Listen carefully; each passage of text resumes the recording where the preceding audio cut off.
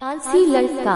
एक बहुत ही भोला भाला सा आलसी लड़का था। वो कोई काम नहीं करना चाहता था, बस खाना खाता, घूमता और सोते रहता था। एक दिन उसे किसी ने बताया कि एक आश्रम है जहाँ पर कुछ नहीं करना पड़ता है और हर दिन 2 समय का खाना और नाश्ता मिलता है, तुम वहाँ जा करके रहो। उस आलसी लड़के ने सोचा कि ये तो बहुत ही बढ़िया है और वह उस आश्रम में जाकर रहने को सोचा। और फिर वह भोला भाला आलसी लड़का अपना सारा सांसारिक जीवन छोड़कर उस आश्रम में जाकर रहने लगा। आश्रम में गुरुजी रहते थे। वह कुछ समय सबको प्रवचन देते हैं। वह आलसी लड़का सुनता था, बाकी समय आराम करता था और फिर भरपेट खाना खाकर सो जाता था। ऐसे ही उस लड़के का दिन गुजरता गया। एक दिन उस आश्रम में कुछ भी नहीं बना। नाश्ते के समय नाश्ता नहीं मिला। उसने सोचा नाश्ता नहीं मिला, भोजन तो मिलेगा।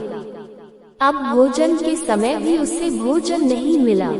लड़का दौड़ करके गुरुजी के पास गया और उसने पूछा कि आज भोजन क्यों नहीं बना। गुरुजी ने कहा कि बेटा, आज एकादशी है और जितने भी आश्रम के सदस्य हैं उनका उपवास है और तुम्हारा भी आज उपवास है, आज भोजन नहीं बनेगा। वह लड़का आलसी था और उसे भूख भी बहुत लगता था। उसने गुरुजी से बोला कि मैं उपवास नहीं रहूंगा, मुझे भूख लगी है, मैं खाना खाऊंगा। गुरुजी ने बोला ठीक है, जाओ भंडारे में से सामान ले करके आओ और आश्रम में नहीं बाहर ले जा करके बना लो, लेकिन याद रखना भोजन बनाने के बाद सबसे पहला भोग भगवान को लगाना और फिर तुम प्रसाद पाना। वह लड़का बोला ठीक है और फिर अनाज लेकर नदी की ओर पहुंचा। भोजन पकाने लगा, तैयार हुआ। उसके बाद कहने लगा कि भगवान श्री राम आए, पधारिए, भोग लगाइए। अब जब उसे लगा कि भगवान तो आ नहीं रहे हैं तो फिर कहने लगा कि मुझे मालूम है आपको तो अच्छा खाने की आदत है, मैं बना नहीं पाया और मुझे अच्छा भोजन बनाने भी नहीं आता, लेकिन जो भी रूखा सूखा बना है आकर खा लीजिए। भगवान श्री राम उसकी सरलता पर बहुत ही प्रसन्न हुए और उस लड़के को दर्शन दे दिए। उसने देखा कि भगवान श्री राम आए हुए हैं और उनके साथ में माता सीता भी आई हुई है, लेकिन लड़के ने सिर्फ 2 लोगों के लिए ही भोजन बनाया था, एक अपने लिए और दूसरा भगवान के लिए। और अब क्योंकि भगवान के साथ माता सीता भी आई हुई थी तो उसने उस भोजन को माता सीता और भगवान के सामने ग्रहण करने के लिए रख दिया। भगवान श्री राम और माता सीता ने भोजन किया और उसके बाद जब वह जाने लगे तो यह भोला सा आलसी सा लड़का बोला कि प्रभु आप आए, दर्शन दिए, बहुत अच्छा लगा।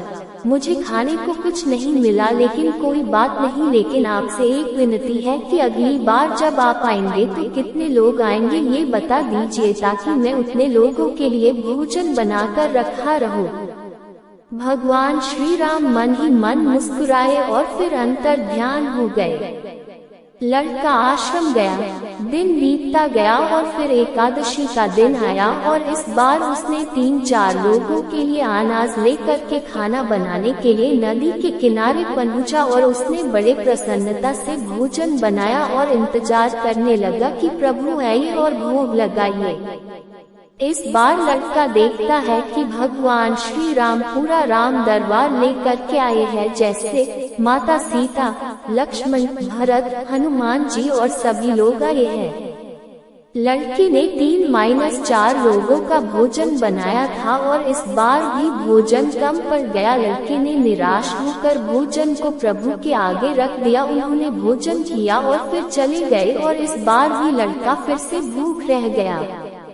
अब लड़का फिर आश्रम गया, दिन बीतता गया और फिर एकादशी का दिन आया और इस बार गुरुजी से कहने लगा कि गुरुजी मुझे इस बार थोड़ा ज्यादा अनाज चाहिए। गुरुजी सोचने लगे कि यह इतना सारा अनाज का करता क्या है, कहीं इसे बेचता तो नहीं है। फिर उन्होंने कहा कि ठीक है, भूख से परेशान रहता है। लड़के ने कहा कि नहीं गुरुजी, मैं भूख से परेशान नहीं रहता हूँ, प्रभु के साथ बहुत लोग आते हैं, उनको भी तो भोजन करना पड़ता है। गुरुजी को लगा कि लड़का पागल हो गया है, लेकिन गुरुजी ने सोचा कि चलो एक बार चलकर देखते ही कि लड़का इस अनाज का करता क्या है।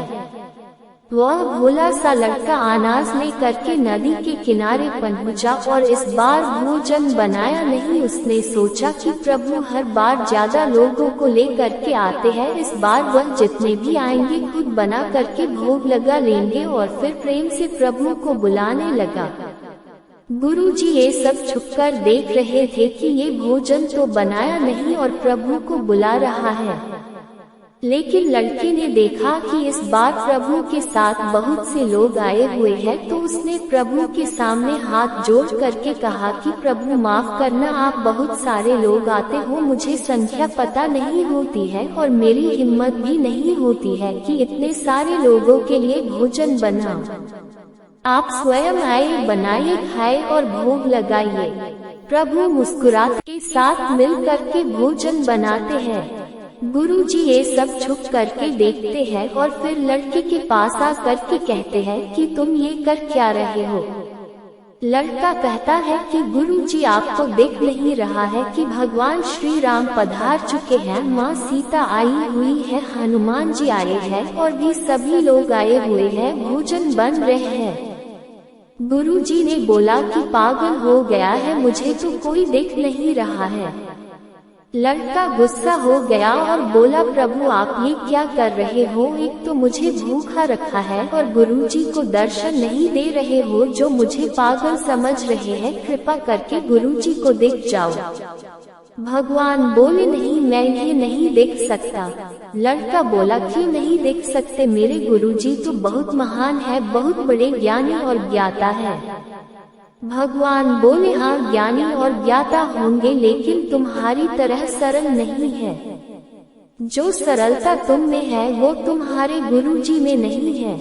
लड़के ने ये बात गुरुजी से कह दी कि भगवान श्री राम कह रहे हैं कि आप में सरलता नहीं है, आप मेरी तरह सरल नहीं है, इसलिए आपको नहीं देख सकते।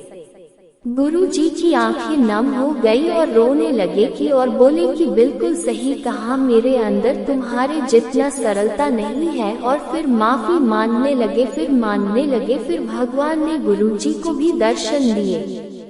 ये कहानी हमें सिखाती है कि जीवन में सरलता सबसे आवश्यक है। जितने सरल बने रहेंगे उतना जीवन में आगे बढ़ते चले जाएंगे। जब आप सरल होते हैं तो आप खुद भी मुस्कुराते हैं और दूसरों को भी मुस्कुराने की वजह देते हैं।